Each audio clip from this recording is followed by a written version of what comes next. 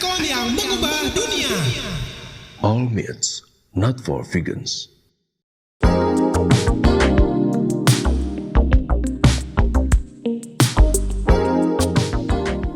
Kita ini dipenjara oleh rutinitas, bro, sis. Yang ngantor pagi-pagi pulang sore. Yang freelance proyek sampai nggak tidur.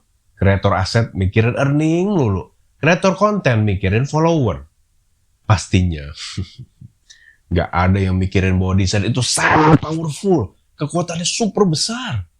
Pernah dengar butterfly effect nggak?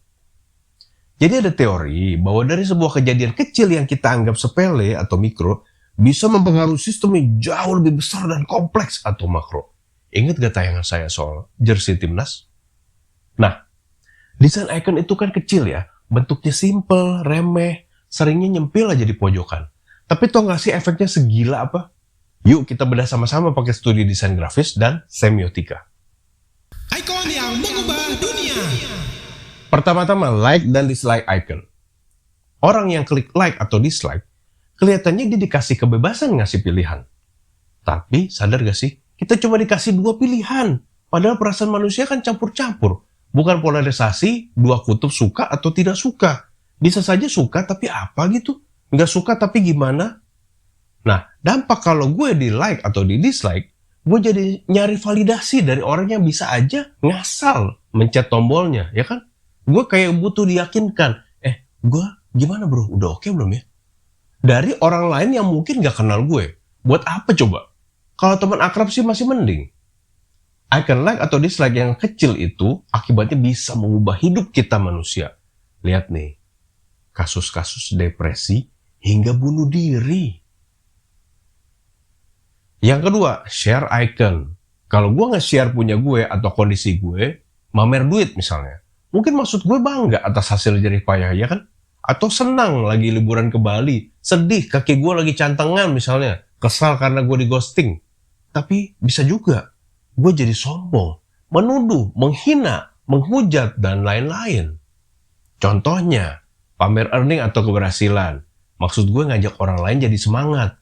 Tapi bisa juga bikin orang jadi serakah, jadi stres karena membandingkan hidupnya dengan hidup gue.